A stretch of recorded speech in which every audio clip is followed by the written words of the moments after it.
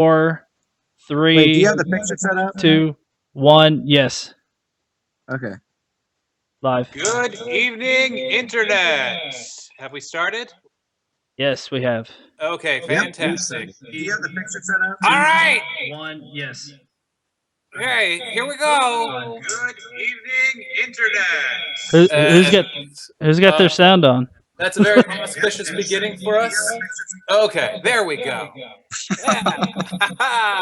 Okay, good evening, Internet. Welcome to my beard and my sunglasses and this lively debate in which one godless engineer will debate two, Pete, on the age-old question, is God relevant in today's society? Ladies and gentlemen, and everyone in between, the two parties have come together in the spirit of productive and meaningful discussion. And although no comments in the live chat will be censored, we do ask that you do check yourself before you wreck yourself. And I want to give a shout out to rapist mustache piece of shit who is there with my picture as his avatar. Dude, I've got a beard now, man. You know, you gotta maybe come up with a new account. You know, rapist beard piece of shit. I mean, come on, man, get with it. This is 2016 here. All right, so I, as the moderator this evening, will make sure that these opponents stay within their time constraints and do not use any unfair internet debate tactics, such as the "na na na na na, I will not let you talk," and also the "interruptus annoyicus," or the scanner's psychic brain blow. No brain blowing tonight. That's strictly forbidden. And okay, today representing Christianity, we have Mr. Pete, and representing the lack thereof, aka atheism, we have Godless Engineer. Gentlemen, are you present? Yep. Yes. Okay, well, if that is the case, then we shall begin this incredible, insanely amazing debate that you've all come to listen to. All right, so we're going to start out with a virtual coin toss to see who gets to make their first 5-minute opening remark. Let's go to the virtual coin toss and see who the victor is. All right, so okay, Pete, so you're choosing tails? Yep.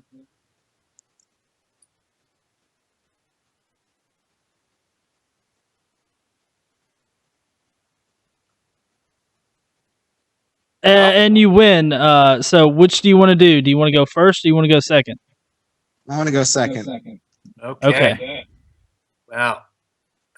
The gods are shining on Pete today, or God, since he's a Christian and monotheistic. So anyhow, Godless Engineer, I shall hand it over to you. 5 minutes starting now.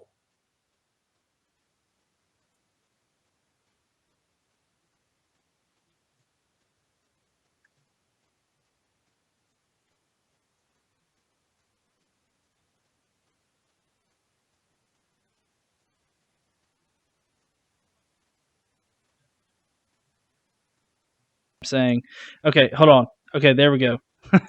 Sorry about that. Had my mic muted. All right.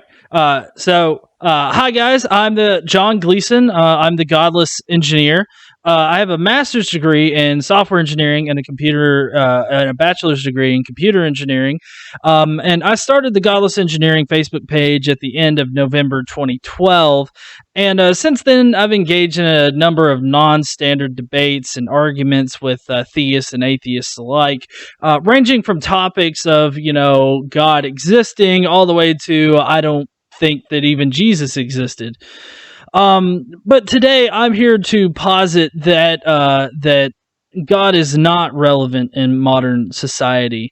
I believe that at one time, God, or rather a belief in gods, was heavily integrated into society. But since the Enlightenment period, we have steadily moved away from God and religion in general as being relevant to our society. I don't think that this change happened fast or was due to any singular thing. I believe that this is just a natural consequence of scientific advancement and the answering of questions that were once answered by God, or rather by belief in God or putting the blame on God. I think that if you compare and contrast societies of the past, namely England prior to the Revolutionary War, to our society now, you can see how little relevance that God has in our society on the whole. As we advance in our scientific discoveries, the gaps get ever so smaller for God to fill. I believe that they are so small at this point in time that it's nearly negligible to the whole of society. Now, I attack the concept that God is relevant to our society in three basic points. First of all, laws in our society do not reflect a relevance to God. If you compare our secular government to a community and a time when God was directly relevant to their government, you will plainly see that as our society has developed morally and socially, God has become less and less relevant. Now, in our current society, we see the vast differences in secular governments as opposed to governments with God still relevant to it. When God is relevant to a society, you see people being abused and oppressed by those in power using their God to push the abuse and oppression. As God becomes less relevant to the society, minority rights become more important and equality becomes more important. Finally, we live in a morally relativistic reality. The Christian God claims to be objectively moral and to be an objective moral lawgiver, yet throughout history we see his quote unquote objective morals have changed. First, he is okay with slavery, then he's vehemently opposed to it. First, he tells women you are less than men and are considered property, then his son/self is pushed as a proto feminist. Societies have evolved over time and will continue to evolve. Along with these evolving societies, our morals have changed with those societies. Steven Weinberg had this single greatest quote that sums up my thoughts on God and religion as it pertains to people in society. Religion is an insult to human dignity. With or without it, you would have good people doing good things and evil people doing evil things. But for good people to do evil things, that takes religion. Moral relativism means that we determine our morals and that there are no true objective morals that transcend time and space. We are our own moral agents and we determine the subjective standards of good and bad behaviors. Now, what these 3 points show is that our society has gradually moved away from God and time has progressed. As time has progressed, our morals have changed and science has explained what was once inexplicable. Society has moved away from the need for God. This fact is reflected in our laws that are used to govern our society, which is reflected in how the society evolves as a whole. We no longer need a God in our society. Okay, so I take it that you are done, Godless Engineer? Yes, I am. Fantastic. So before we go further, and Pete has his 5 minutes, I'd like to address Trollkin in the chat right now, who asks, Vadim, why are you always so drunk? The answer is because I just love the taste of rubbing alcohol, man. I can't get enough of this stuff. So anyhow, now that just pressing question has been answered, let's move on to Pete. You have 5 minutes, sir, and your time starts now. So first off, you guys might think I'm a little crazy to address someone by the name of Godless Engineer on a subject like God's relevance, because obviously, just by looking at the name, you can tell that he does not believe that God is relevant in society. And by watching some of the videos and the different things that he has, I say he makes really logical points when he tries to explain, and when he tries to explain why just his feelings and his beliefs. However, I'm going to pose 3 or 4 different ways that God integrated into our society, and then to tell you ways that he is still in our society now, as to show you the relevance of God in society, how he was relevant then, how he is relevant now. And as he pointed out, it's the Judeo-Christian God, as many people separate gods from different ways. That there's beliefs that there's thousands of gods, and there's beliefs that there's just one God. That's Christian beliefs. And my main goal is to explain the relevance of God in society by giving real life examples. My train of thought might be a little random to some people. It's harder to follow, but I hope that somebody understands the relevance. I hope that somebody gets into the... Never mind. Opening speech. It's good. I'm done. Okay, then. As we figure out what the next part, I actually, Godless Engineer, I don't know if you noticed my message to you, but I don't have the format currently for this evening, so if you could just send that to me in the chat, so perhaps I don't have another moment like this where I'm just kind of flying blindly in the wind.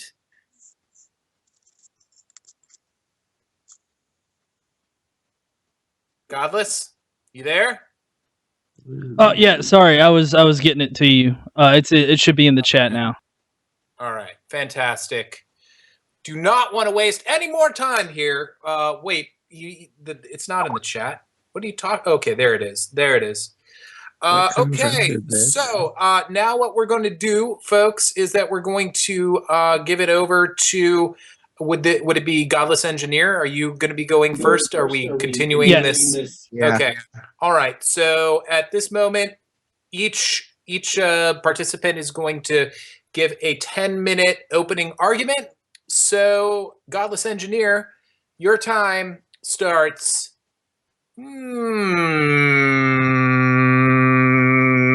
now.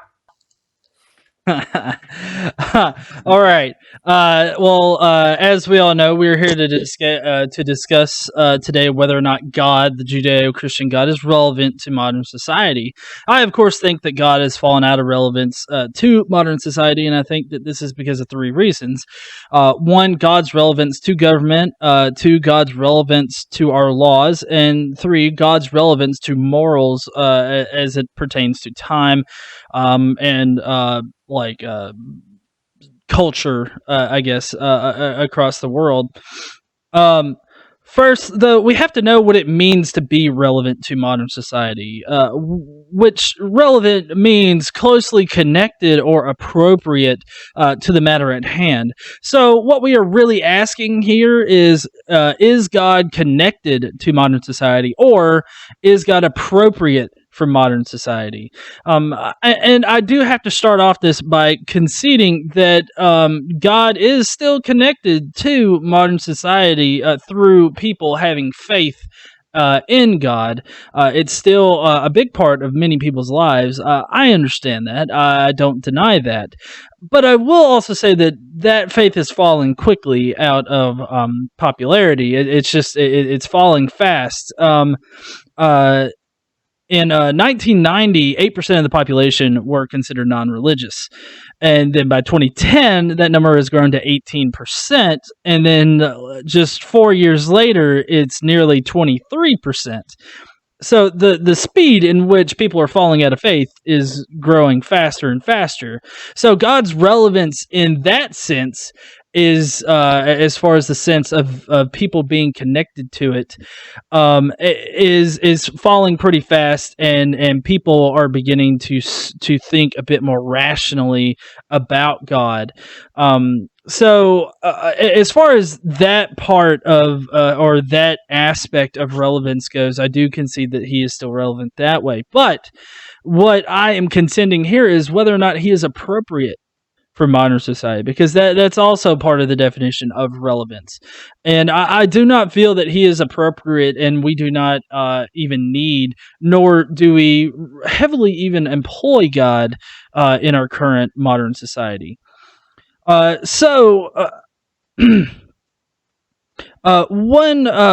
way to gauge his presence in our government is what kind of laws do we have on the books? What do we see out of our government? How do we govern our people? Well, in America here, we have a secular government. So while it recognizes that people have different faiths and protects their rights to those different faiths, God has no relevance in the establishment of our government. So how does this compare to a government where God was completely relevant to the government and the society at large? Well, if we take a look back at England prior to the Pilgrims leaving for the New World, we find a society where God is wholly relevant to it. God was heavily intertwined with the government.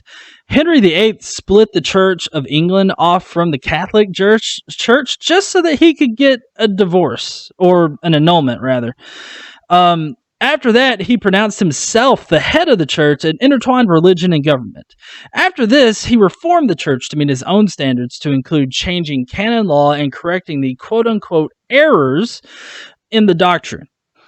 He also started an assault on the cult of saints and superstitious images, or rather what he considered superstitious images, as well as destroyed shrines and damaged cathedrals. He also had heresy laws that were on the books at this time.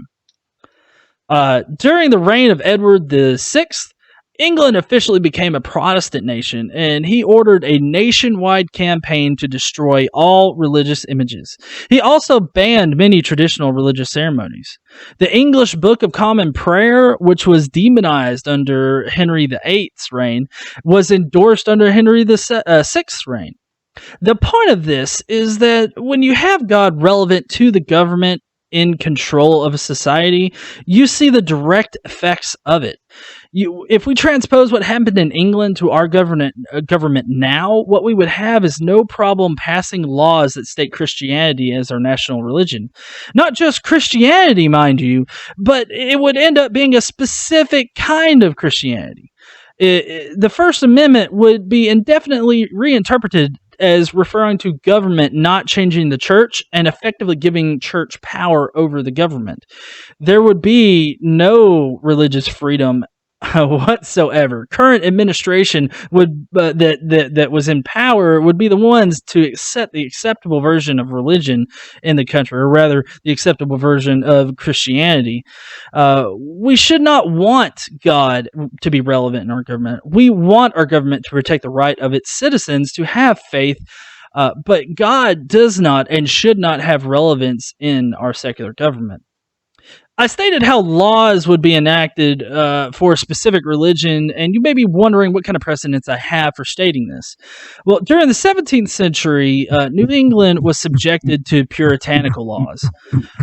While different colonies and settlements had different established governments, they were all based on Puritan ideals and the Puritan religion. During this time, laws were enacted that affected the citizens' business and social relations. They dictated the dress to include outlawing lace clothing, slash cloths that were other than one slash in each sleeve and another in the back, the length and width of a lady's sleeve, dictating the length of men's hair, and in youth courting without consent of their parents was also outlawed. Invading a person's home and directing their family relations to include not kissing someone's wife in public. A man, he once returned home from a 3-year voyage and kissed his wife on the doorstep and was sent to jail for lewd and unseemly behavior. During this time in New England was entrenched in its religion of Puritanism. It invaded every aspect of society. You could be fined, imprisoned, or whipped for not attending church. If someone spoke against the religion or doubted the divine origin of any book of the Bible, they would risk even harsher treatment. This is what society looks like when God is relevant to it. You have one particular flavor of Christianity that stands above the rest, making laws that abide by the rules it sets. You have to agree with that version of the religion, or else you'll be punished. We can see how irrelevant God has become in our society today. While the belief of God still exists, his relevance to our society has sunk to negligible levels. Anytime a religious law is introduced to our government, it is assuredly not going to pass very far. There is social outrage whenever something is passed or comes up that it infringes on the rights of people of other faiths. We should protect the right of people to believe differently. Instead of establishing laws that require believing in one particular type of faith, our society now, compared to others in which God was directly relevant to society, is incomparable. They are so vastly different that they have almost nothing in common. Finally, we see how little relevance God has to society because of moral relativism. The religious position is that God is the ultimate lawgiver. God sets moral laws and does so objectively. The problem with this position is that when you try to apply the idea across time and space, you find that it's not so objectively true. These objective moral laws have changed over time and are different depending on what society you are currently in. For anyone to judge the past by today's standards is doing so out of context. You can't judge the morals of 1800s Western frontier of America to the morals that we hold today. What is seen as morally wrong in one culture is okay in another. But if we just look at the Christian religion across time, we see various morals that have changed with society. Slavery is one big thing that has changed in the Bible. The Bible has a lot of passages talking about how exactly to treat your slaves. How you... 1 minute? Yeah. Okay, how you can beat them within an inch of their lives. But as long as they survive 3 days, then you're okay. In context of the time, it wasn't seen as wrong or bad to have slaves, let alone beat the shit out of them. Women's rights are another big thing that has changed for God. In the Bible, women are seen as property and are less than men. It goes as far as to state the hierarchy of the family to include women as being less than man in the chain of command. In the Ten Commandments, women are listed akin to property. This fact is still represented by the more fundamentalist Christian communities like the Quiverful movement. Today, we see women in all positions of church, from priests to clergy to even in just common society. We see women are taking up more and more positions that were traditionally seen as manly positions. Another thing that is commonly espoused by Christian apologists is that God's law is shit. All right. I'm over time, so I guess I'll just have to either finish up next time, but I need to let Peter have his time. Okay. And now for his 10-minute rebuttal. Peter, are you... Rebuttal? yes. It does not have I thought to you be... said opening. It does not have to be... oh, no, you're right. It's a 10-minute opening. Opening. My bad. So now for his 10-minute opening remarks, or somewhere within that time frame, is MC Master Pete. Okay. Alright. Is this thing on? Yeah, it's okay. Alright, so as he has said, he has pointed out that he does not believe that Christianity is current, or that's a rebuttal, never mind.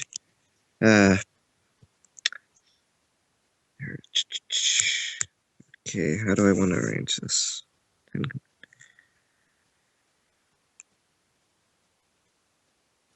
There is large numbers of denominations out there that all branch off of the belief in a God that is currently in place in the system, in the country that we live in. We have denominations that branch off, each following a different biblical principle, each of them claiming to have the whole truth of the Bible, the whole truth of the Word. It's branched off into the point where most families have or are whether they follow a religious code or not, they are influenced by it directly or indirectly by someone who is of a religious background or in a religious denomination.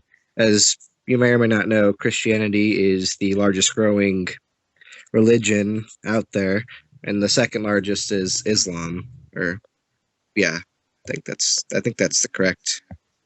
That's correct. Yeah, it's Islam. It's what they call their faith, their religion of peace. Yeah. So,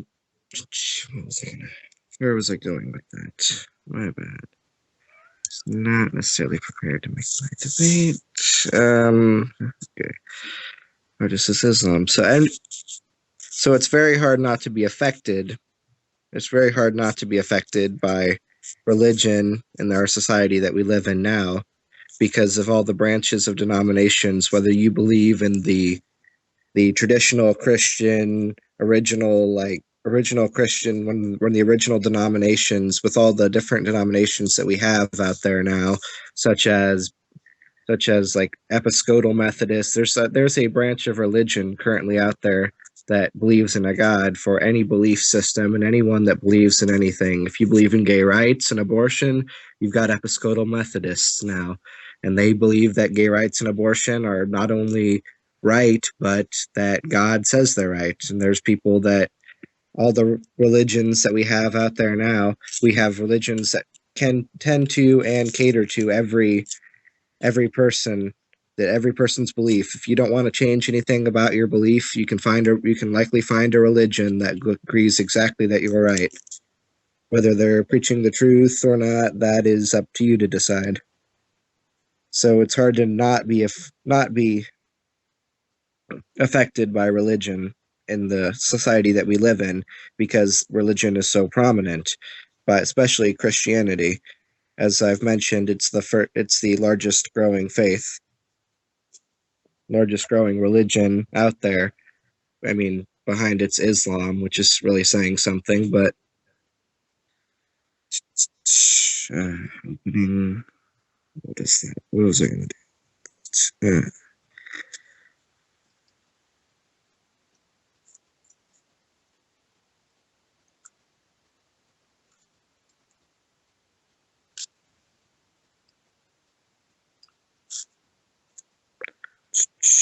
I'm still here. Yeah. All right. Give me a second. What was it? Ten Commandments. No. So I'd like to.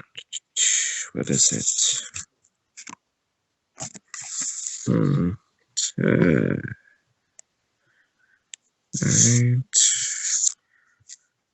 And many of the businesses that we have were formed. Many of the businesses we have, such as St. Jude and Barnes Medical Hospital, and many of the things that we have nowadays, many of the things that we have are formed and branched directly or indirectly off of a religion, like Barnes Jewish Hospital.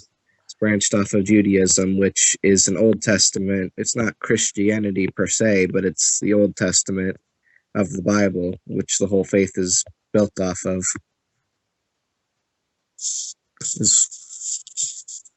And I'm sure a lot of them may or may not be Messianic Jews, which are Jews that acknowledge Jesus biblically.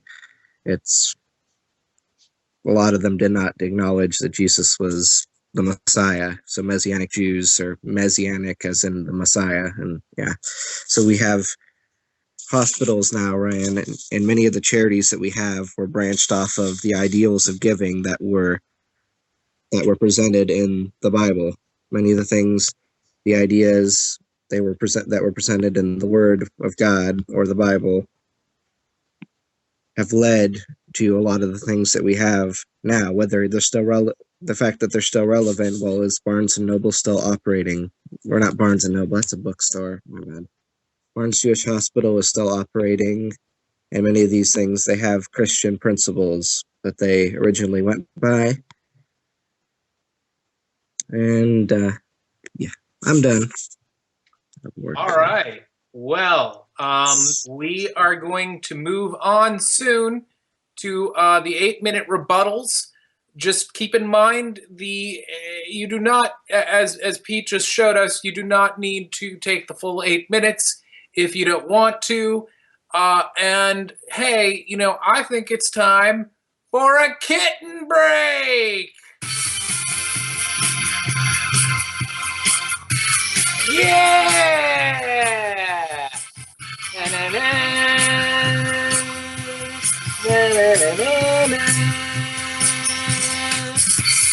All right, folks. This is a serious discussion we're having here. No more than 30 seconds worth of kitty breaks, okay? God damn it, don't argue with me. All right, okay. So, we are going to continue now with Godless Engineer. Sir, I believe you might have a rebuttal to that man's fine opening. Thank you. Go ahead. Your time starts now. All right, thank you very much, Vadim, for that kitty break. First, I'd like to finish off what I had left in my opening. There wasn't much left, and then I'll get to Peter's opening, the notes that I have on it. So where I left off with my opening was that women's rights is another big thing that changed for God, and the fact that nowadays we see a lot of Christian activists for women. We see a lot of Christian denominations that are very pro equality or pro feminist and everything. And then another thing that is commonly espoused by Christian apologists is that God's law is written on our hearts, and that it explains why so many things seem to be objectively wrong, like rape and murder. Well, for one, "Thou shalt not rape" is not one of God's top, not part of God's top 10 list of stuff not to do. However, making sure that you don't offend God in any way makes it to the very top of the list. More importantly, though, is what about psychopaths and sociopaths? They simply do not possess the ability to feel the same way as what we would deem as normal individual possessing empathy. These people suffer from these mental conditions, and they simply just can't flip a switch to gain empathy. Morality is derived from ourselves. We determine our own morality, and we work with each other in social groups for the purposes of survival. The morality is what has allowed us to grow to larger and larger populations, and moral reasoning is just an innate human behavior. Now, to get to a rebuttal to Peter's opening, one thing that Peter stated was that people are directed to morals by religion, regardless if they are directly affiliated with religion. Speaking as a former Christian myself, I started out Catholic, and then I moved on to Baptist, and then a non-denominational type church. Which, come to think of it, is kind of oxymoronic a little bit, because it's a denomination in and of itself if it's non-denominational. But saying that people are directed to morals by religion because of religious family members, like your parents or brothers, sisters, whatever, I think that that's not. I think that that's a false cause fallacy. I think that it's been shown through scientific studies that morality or moral reasoning is an evolutionary trait. It's what's allowed us to survive as a species. We survive in these societal groups. We've been able to grow larger and larger in these societal groups and form bigger and bigger communities, and govern ourselves and whatnot.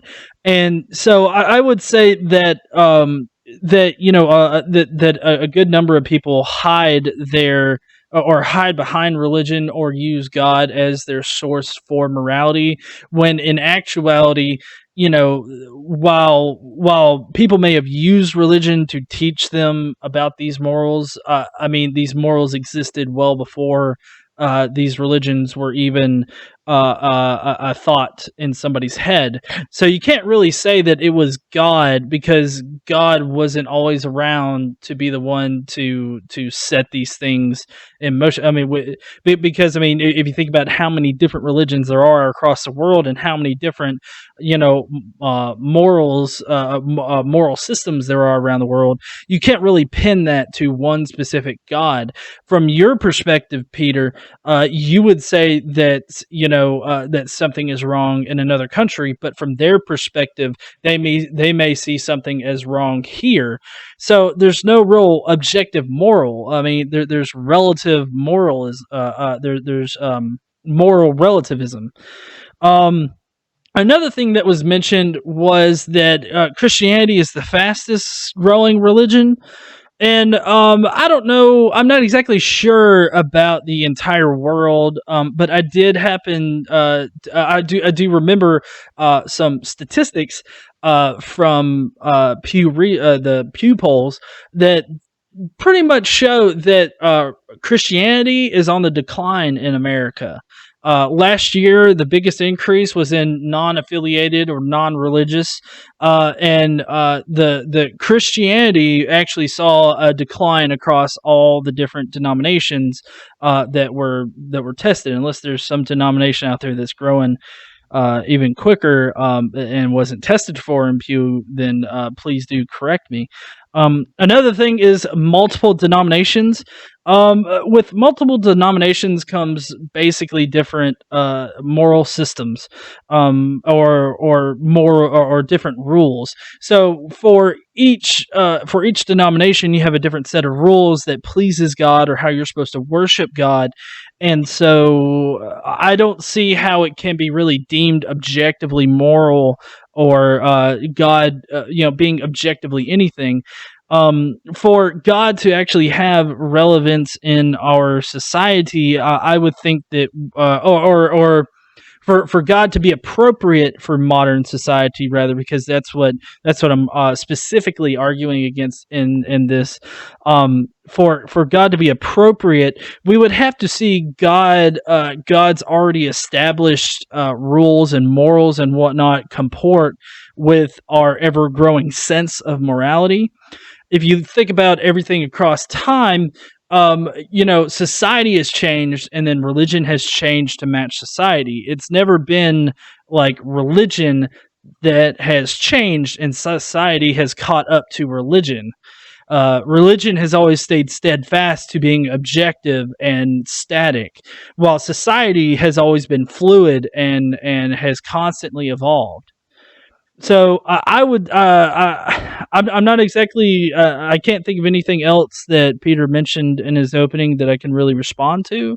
But maybe he has a rebuttal to mine, where he can actually challenge some of my ideas that we can bring up in the cross examination. Okay, and I think we should just. Oh, hey, what's going on there, buddy? You all right? You need some. You need some water or something? All right. We're going to figure out what the crisis is right here while Peter does his little rebuttal thingy. Go, Peter.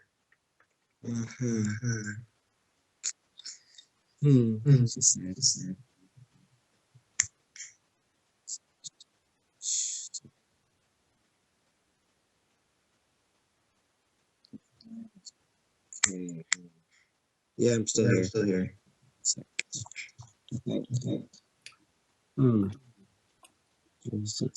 If you need a moment to get your stuff together, I can fill. Yeah, give you a little. Okay, so people are asking in the chat, why is Vadim wearing a Creationist Cat T-shirt? Okay, what the fuck is wrong with you people? This is the Lord's chosen T-shirt, okay? And you know what? I shouldn't even have to answer that. This T-shirt, it massages your nipples. It gives you like a full body orgasm every 5 minutes. This T-shirt is available at creationistcattees.com. And what the fuck is wrong with you that you would have to ask such a question? Ah! And you know what? Clearly, Pete wins because just the fact that this is the Lord's chosen T-shirt, it kind of proves that the Lord exists. And I think we can kind of conclude at this moment. But you know what? Just for shits and giggles, we're going to continue. Okay. So, Pete, do you want me to fill a little more time, or are you? Yeah, that'll work. Okay, Yeah, cool. a little more time. So let's see what other comment. Why does Vadim only reply to comments about Vadim? I don't know, because it's a great topic, you know? I mean, every time I go to parties, that's all people are talking about. I mean, usually it's because I'm being an asshole and they can't, like, ignore the fact that I am in the room, and usually it's like, what the fuck? What is that guy, Vadim guy, taking off his clothes? Is he molesting the Chihuahua? Okay, so egotistical bitch, go fuck you. Suck it. Time for pancakes. It is not time for pancakes. Okay, look. Just to disprove your little theory, assholes, I'm gonna pick something that has nothing to do with me. Okay.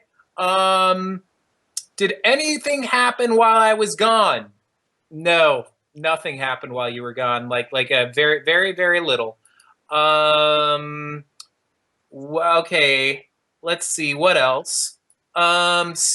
Say Queenie Martha is in the chat. Okay, that I don't even know what the. Okay, question: Are zebras white with black stripes or black with white stripes? Why do you have to ask such a racially loaded question? Okay, this is not Atheism is Unstoppable's chat here. Okay, this is not like a Black Lives Matter rally. All right, so I'm not even going to answer that one. Main Gun 07. Vadim is dreamy. He certainly is. He certainly is. So does this topic include God's followers or just the big cheese himself? I think we've kind of gotten into several different kind of. Yes, the answer is both. The answer is both, Lou Pliskin. Espanol? No, por favor. I just don't speak it. Ha ha ha. Holy shit, man cake is about to become whole cake. I don't know what the fuck you're talking about, but I'm going to say yes. Question: Is Creationist Cat a male or a female cat? He's a male. Are you kidding? Look, if you doubt that he is an actual male cat and you're hung up on this whole fucking calico thing, there is a Creationist Cat video titled, I believe, something about, gosh, it's been a while. Do you remember the name of the video?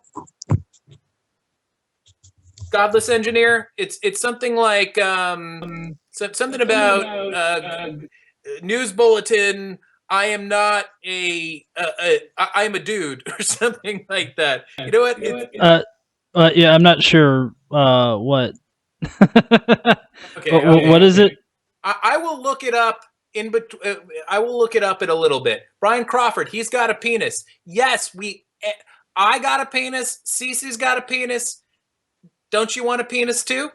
Okay, so Peter, how are we doing? I can if you want a little bit more time, I'll give you 2 more minutes. That'll work. That'll work? Okay, good. 4 minutes. Okay. Yes, he does have a spiked wee-wee. That's just the unfortunate side effect of being a male cat. You have like a penis that looks sort of like a I don't know, like a medieval torture device. So Cece is not transgender, okay? Stop it. Stop it with the lies and the rumors. Lou Pliskin, shame on you. Creationist Cat is a confirmed trans cat. Oh, god damn it, all of you people. Do you know if he sees this, what hell I'm going to be in for? He has some sharp claws, people. He sucks. So, immaculate knowledge. Is he both or what? I don't know. I I don't know. Pinching a loaf of what? Of poop, Yeah, or yeah, yeah. just That means taking a shit. well, maybe he means is he like going to the grocery store for like a a loaf of Wonder Bread or something. Trans cat, God's chosen tranny. Stop it! Stop it! That is my slave master you're talking about. God damn it! Why do you wear Paul's ego shades? These are not Paul's ego shades, okay? His shades don't look that fabulous, to be honest. Yeah, dude. These right here, these are more like Elton John in the '80s style. So don't even front. Lou, Vadim, say our names. That makes you us 2 degrees off from the peasants. We're officially famous. Time for. Okay, I already said your names, dude. Time for pancakes and Lou. Lou, God, you people. What's wrong with you? Sourdough. Yes. Woo. We are getting closer to Kevin Bacon. Is the debate over? Seems like it, but we got a little while to go. Okay. No, I love the game. Ha ha ha ha. Hope you're not being facetious there. Paul's ego could never rock those shades. Yeah, that's right. That is right. He is not near his beard, maybe like thicker and more fabulous than mine, but these shades don't got AIDS. That's what I have to say.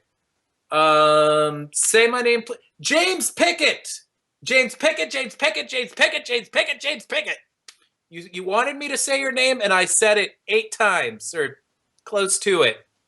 Please make a donation to Creationist Cat's, either his Patreon or his PayPal for that. Because you know what? That took a lot out of me. And all right, where's satirical atheist faggot cat? He's probably like at some like I don't know satirical atheist faggot cat hangout. Like maybe like a bathhouse or something. All right, you should have a video where Cece kills you then revives you. That might happen sometime in the near future. As a matter of fact, shh, keep that on the down low. Is Peter ready? Peter? Yep. Yeah? Okay. What? Maybe? Okay, so All the right. points that I was trying to make before is I don't know if you caught the last part because I was thinking for a while to really come up to really relate it to how it affects our society, but I was trying to make the point about hospitals and different like places like Barnes Jewish and St. Jude, places like that would never have come around if there wasn't a lot of these people that were inspired to make this were inspired by their faith when they made these bigger hospitals.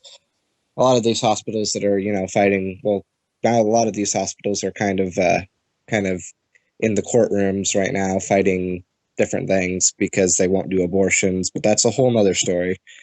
But like hospitals like Barnes Jewish and St. Jude, and I'm sure there's others, but those are the 2 main big hospitals like that. And when I was talking about denominational influence, I was talking more than morality, just the different things, because the Bible instructs us to meet people's instructs. I don't ask exactly where because I don't have it offhand, but it talks about meeting people's needs and stuff. So when someone like taking care of the widows and the orphans and those kind of people, I know that's what we have foster care for now, but before we had foster care, we had people that had to run orphanages, people that were trying to meet the needs of the orphans and the widows. Of course, the widow's someone who's, the person they were with died and whatnot. So when I was talking about denominational influence, I was discussing more than just morality. I was talking about their influence in general, as in the things that, because the word says to do this, people do it, and it directly influences our society and the things around us. And as for the history of the separation because of England and them being governed by religion, which was some people had, which was part of the reason why people left their country. But that's probably not helping my debate too much, because people came here to have religious freedom, and as they separated, I was point out important parts in American history is like our founding fathers, as most atheists are not hesitant to point out, that they were deists, which means they acknowledged God, but they don't believe that God created the earth and then he was just done after that. He created the earth and that he has no influence on the way they need to live day to day in daily life.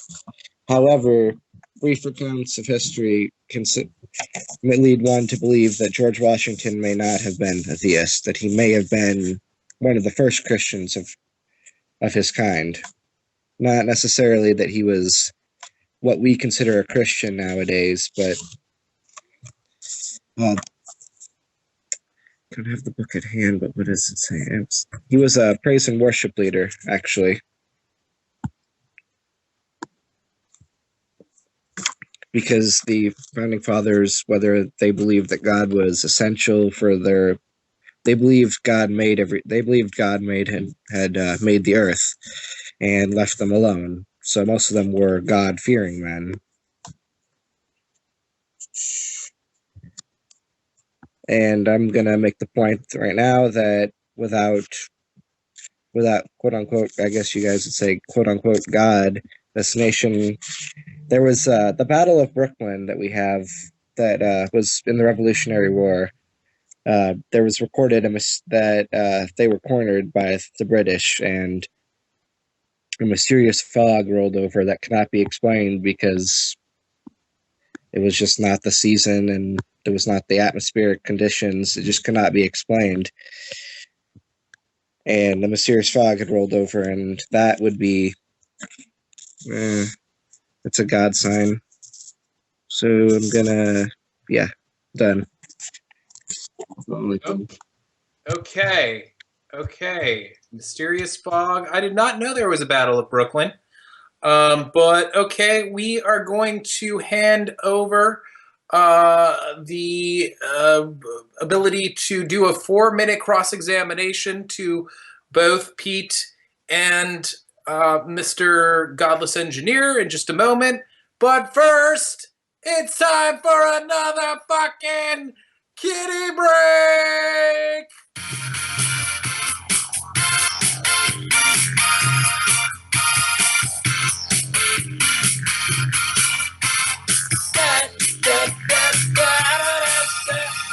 Uh-oh!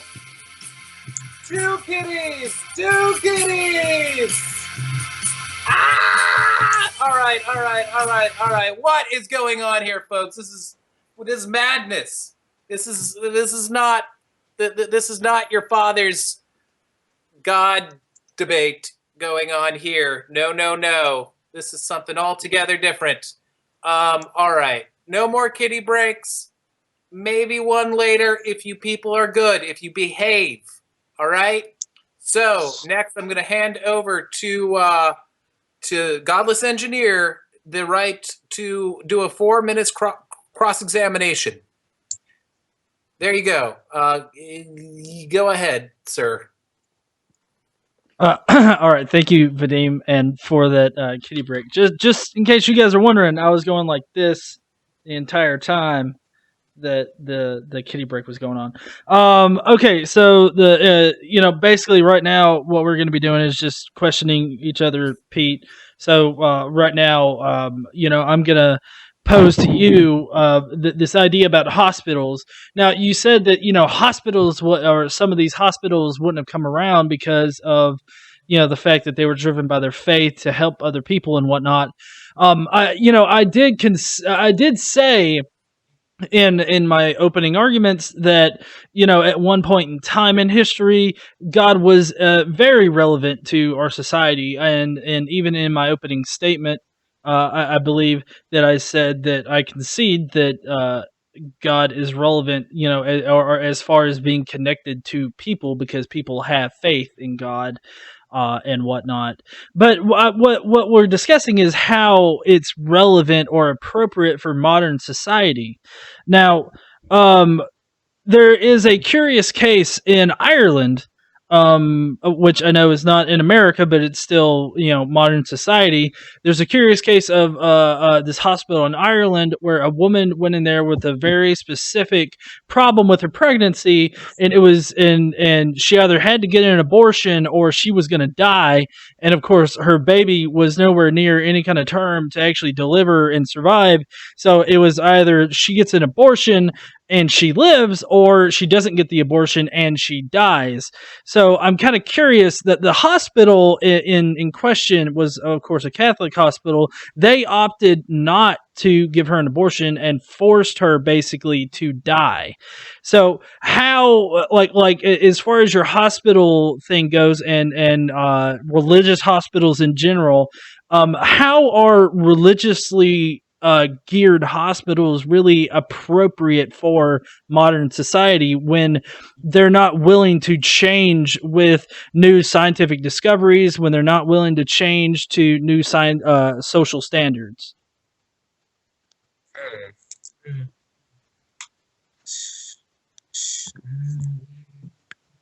That's Dun dun dun dun dun dun dun dun dun dun dun dun da da da da da.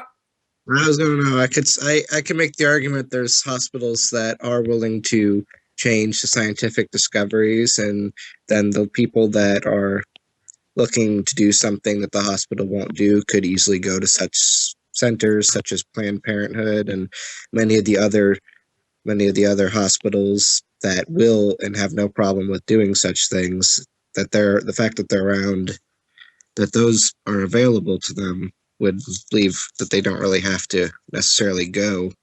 They don't necessarily have to go to one of those hospitals, one of the religious hospitals. I mean, wait, you said in that case that was the only hospital available, correct? In Ireland, the only hospital available was this Catholic one per se. Well, I know that there was no option to be able to save her life. Like that they had to do the abortion there, or she was just going to die, and they wouldn't give her the abortion.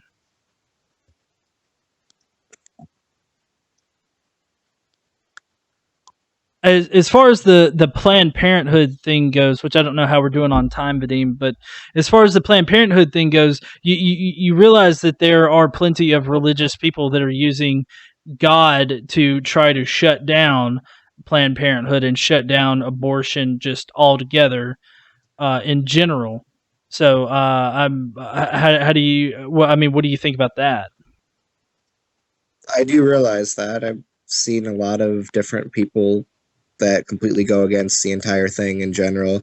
I, for one, don't agree in abortion myself, but then again, I'm not the one that runs the facilities that facilitate it, and you can't really just you can't go try to shut down a big business like that and just completely get rid. I mean, economically speaking, you can't really get rid of it. There's no way. It's established, it's institutionalized, it's going to operate.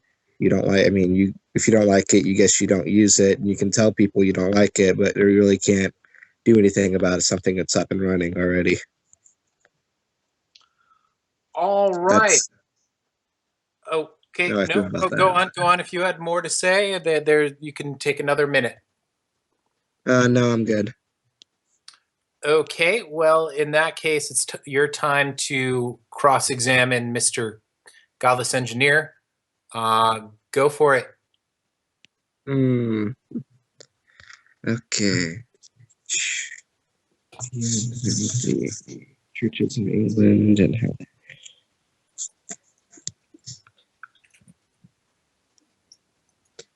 Were you you had mentioned about the churches, or you had mentioned about England and how they were wildly religiously influenced. I think that's how you'd put it. But were you aware that like England in that time was wildly prominent? They had lands, they had the very whether like they were religiously influenced, however, but they were very successful in what they were doing. They had many I mean, I guess you could say till the colonists broke away, but they had land in different places everywhere, and I mean, that's kind of like the point I'm trying to make with it is like, while they did have religious beliefs and they were a theocracy, I guess you could say, and while they bickered and complained about like just different parts of the Bible and everything, and different parts of, I think they had the scrolls available. Brief history of the King James Bible. There was, I think he was a Scotsman, a Scottish man that had developed this, as there was people trying to, the government itself was flawed, being a theocracy, and I for one don't think we should have a theocracy. The government itself was flawed in the structure because the person that was supposed to be in charge was ruled over by the people that were the religious leaders, but that's a whole nother story. But they were wild. The government structure wasn't too much, wasn't all that successful, because the priests were able to, they were able to hold the word of God over people and do different things, and because they were so holy and prominent in that way. However, like their influence around the world, what would you say? Like, they had lands in different places, and they were wildly successful as a nation until until we broke away, you would say. Well, okay. So do what? you have a question for him? That's not really. Yeah, no, I don't think I have much in the way of cross-examination. Oh, Well, okay. here I can respond to what he's saying. Then, well, that's true. I mean, you could also say that about the Nazis. You could say that about the Ottoman Empire. You could say that about Napoleon. That they were wildly successful, while the Nazis were heavily religious. I'm not sure about I'm not too sure about Napoleon, whether or not he was. You would think that they would be pretty religious, though. But anyways, I mean, they were successful, but that doesn't like the point in me bringing them up was in order to compare to our modern society. As far as what our modern society would look like, if God was directly relevant to it, as it was during that time. And I feel like what I was doing was providing a compare and contrast as to how modern society is definitely different from a society that is completely relevant to God. So that's where I was kind of going with that. What are those noises? I am not making those noises. No, my guess is Pete is on his phone and he's probably getting some messages or notifications or something. It sounds like the most painful fart in the universe. But anyhow, all right. Well, so we are doing 2 cross examinations a person, which means that yeah, you get another one right here now. So go for it, Godless Engineer. Well, I'm kind of curious what the point in bringing up the Brooklyn and the mysterious fog or something. I don't exactly understand, what that had to do with the relevance to modern society. I was wondering, could you try to explain that a little bit clearer? I was trying to go from like how our country started to where it is now, and why it's continued to be on, why people still, why they're still believers, why they're still, kind of like, and then tie that into more like, it started then, and, like our country started because like the mysterious fog, this fog that no one could explain, although it was the 1700s, but this fog that no one could explain, and that it started that had made it possible for the country to be formed, and then it comes now into what we have, and just carrying it over basically is what the point. It was just sort of like historically trying to carry one going like order and carry it over. Okay. And I also have Go ahead. to say I also have another point to make about like different places. I had there's some stuff there's Okay, Pete, we're not really hearing you right now. no, you can't. Can you hear me? Sort of. You sound like you're in a submarine or some shit. It's not good. Yeah, that's Hello? Hello? I don't know about that. Hmm. I think that fog that rolled out in 1896 or whatever it was is rolling over your phone right now. No, I cannot. We cannot hear you at all.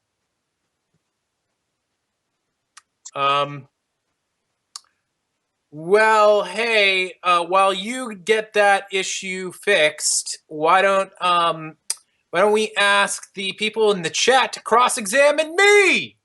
Cross-examine me, motherfuckers! Come on. Books is evil, 'cause the devil is telling you to stop Peter. What? Oh, God. Don't be mean. Come on. Questions for this guy right here, okay? It's not every day that you get to ask a man with such a lovely beard questions. You know, anything you want. Nothing is too personal. Nothing is too revealing, personal, or sexy. Nothing's too sexy. Can CC digest mac and cheese? Of course he can. He's got the constitution of a Viking. I don't know why I say a Viking. They actually probably had poor constitutions compared to today. But anyway, Vadim, stop being so drunk. Oh, I'm not drunk. Stop being so mean. You're so insensitive. Would I ever consider going on another dating show? Yeah, of course I would. I would consider it. Does Cece ever bring home dead devil ducks? All the time. All the time. I am tired of... we've got a whole closet full of them. I'm back. Why are you such a rapist, facial harpy of shit? Oh, you guys are going to make me cry. What kind of conditioner do you use on that gorgeous manly beard? I use Pantene. It has a pro vitamin B complex, and that's the way I like it. So don't hate me because I'm beautiful. Hate me just because I'm just irritating and an asshole in general. When is Cece gonna finish the exorcism of P.D. Pablo? I wasn't aware that he even begun that exorcism. Vadim, how much would it cost for you to shave your beard? Ho ho! Ho ho! I'd say get in touch with me through either Facebook or Twitter if you really want to see that happen. You'll have to make a sizable donation to CC's Patreon or maybe his PayPal or something. Or maybe you could buy me like a new camera or some lights. That would be cool. Rapist, facial hair, piece of shit, says rapist beard. Oh, God, guys.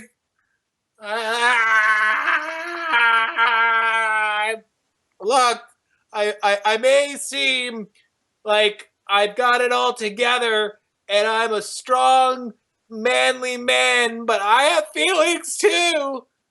Skype chat is up on Vadim's screen. Oh, okay. It's okay, GE. I'm sure he will never find you here. I don't know what the fuck you're talking about. Why are you writing things that confuse me? Fuck this, John. Let's watch Zardoz. I guarantee you that this is actually going to be one of the few things that's going to be less confusing than Zardoz. Have you seen Zardoz? Yes, I have seen Zardoz. It's simultaneously amazing and horrible. The Skype Well, I chat. think. Yeah. Is he? Pete? Yep. Okay.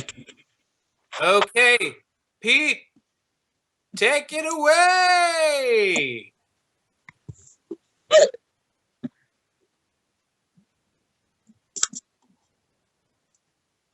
Yeah.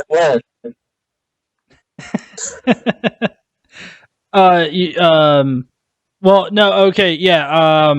We were talking. Well, I think I was cross-examining you again. But are there any other questions that you had for me as far as anything that I've said? No. No. Okay. All right. Well, the only thing that I had left really was cross or not cross, but like closing closing statements. Which Queenie's in the chat right now saying this debate is great. I think that she's being facetious. But Honestly, this rivals Richard Dawkins. I mean, anything I've seen on at any of the major debate networks. It's just, guys, this is something special. One day when we all have grandkids, we're going to be telling them about this. all right. Well, how about we move on to closing statements? I guess I'll go first since so I'll go ahead and go first then with my closing statement. Which I mean, isn't going to be much. I think that I concede the fact that people still have faith, and in that way, God is relevant to modern society. Although I do want to caveat that with the fact that religious faith is falling away, and it's falling away fast. Non-religious faith or non-religiosity is on the rise, like significantly. Like it shot up pretty heavily just in the past couple of years. So that's falling away. God's falling away in that aspect with relevance. And then of course, our laws don't reflect any kind of relevance to God or appropriateness to God. And then what was my second point? Our laws, our government doesn't have any relevance to it. Moral relativism kind of shows how God doesn't have really any kind of relevance to our current modern society, in that Christianity has always had to catch up to Christianity has always had to catch up to society when society has changed. And going back to something that Pete said about hospitals and whatnot, I don't think that religiously geared hospitals are all that appropriate for a modern society. Considering that a lot of these hospitals have to forego a lot of the progress that we make in our current society, that in order to stick with their religion, they're very obstinate and being open to change, and so you have instances where like a woman dies because somebody isn't wanting to give her an abortion because they're just so vehemently pro-life, they're willing to kill a woman in order to be pro-life. Not only that, but you see the religious right today who are wanting to push their faith on other people that don't hold that faith. There's a significant portion of America in general that wants to do that. That's not appropriate for modern society. That's not appropriate for an American society, considering the fact that we have a freedom of religion, and our Constitution The Bill of Rights protects those freedoms, and while it does protect them, it also protects the government from religion having an effect on it, as well as the government having an effect on the religion. They are kept completely separate. And then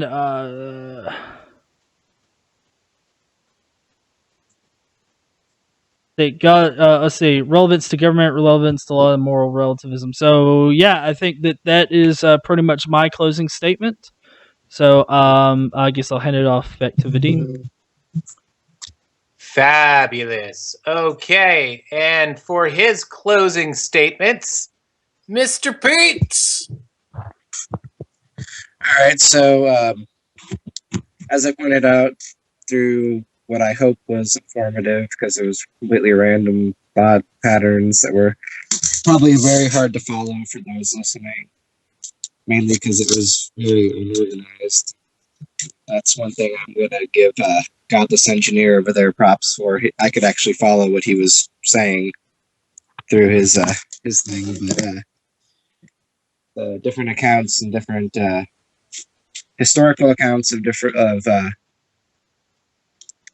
God being implied into society. Most of the theocracies that we've had have failed, but in modern day society now, judging by the different denominations and the different things that we have, and the kind of the hospital, even though the hospitals, the religious based hospitals, as he's pointed out, they don't necessarily fit with the modern day societal view, but the services that are provided, the services provided by not just hospitals or big businesses, but Christians in general to the community based on the moral ideas and the morality in the book and the morality in the Bible in general, I believe, is what's caused a lot of the advancements that we had made up until science.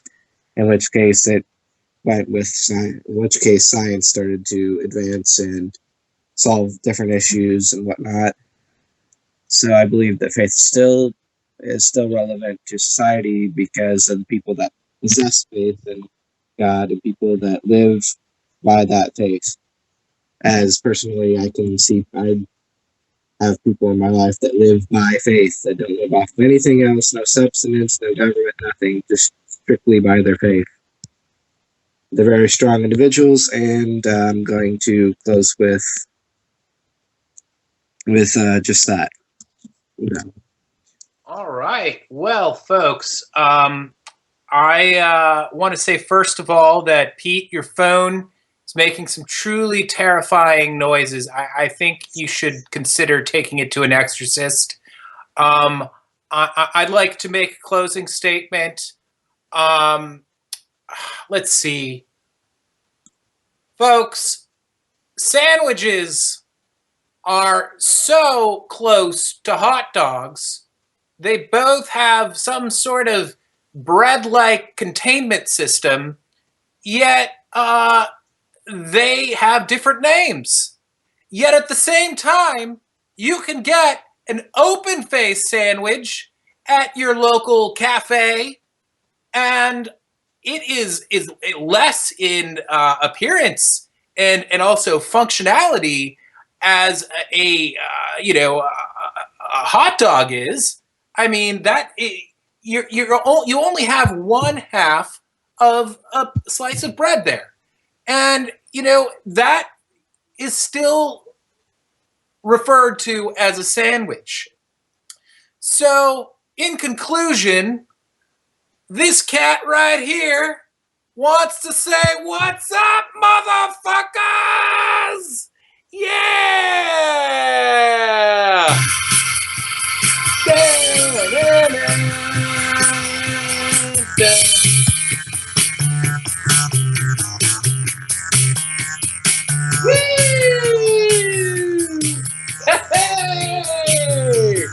Yeah, people. Oh, my. We've had such a time here tonight. Who won? I don't know. I mean, it's up to you. It's all in your minds.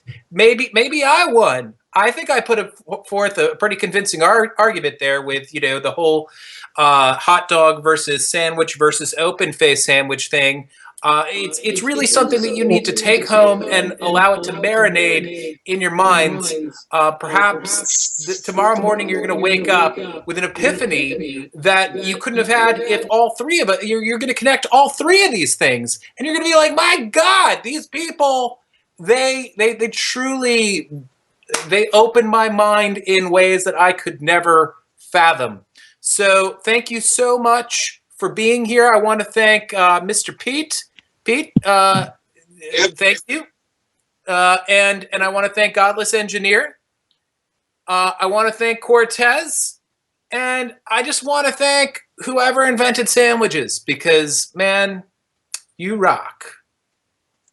So I think that's all there is to say. Well, actually, except Godless Engineer has something to say, so go for it. Well, I was going to say, YouTube has initiated this whole thing where you can have polls in videos now.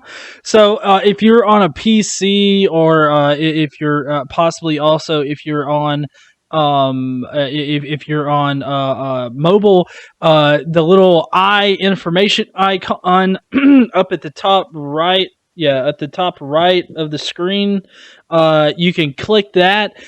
Scroll down to the bottom. There's a poll, and answer either yes, I think he's relevant, or no, I do not think he's relevant. I've got a couple answers for yes, dictating, how you might lean as far as yes. So if you will, go there, answer the poll, and that way we can kind of gauge to see, who you think won, who made the more convincing argument and whatnot. So if you will go and do that before you leave, I would be very grateful for that. So,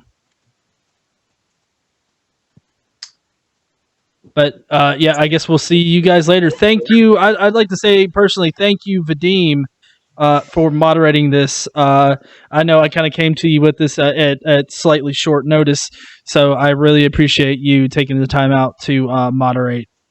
It's fine. This has been a lot of fun, and yeah, I'm available to moderate debates, and I also DJ bar mitzvahs and do cool stuff like that. So just get in touch, folks, if you need my services. I also give good hand jobs. All right.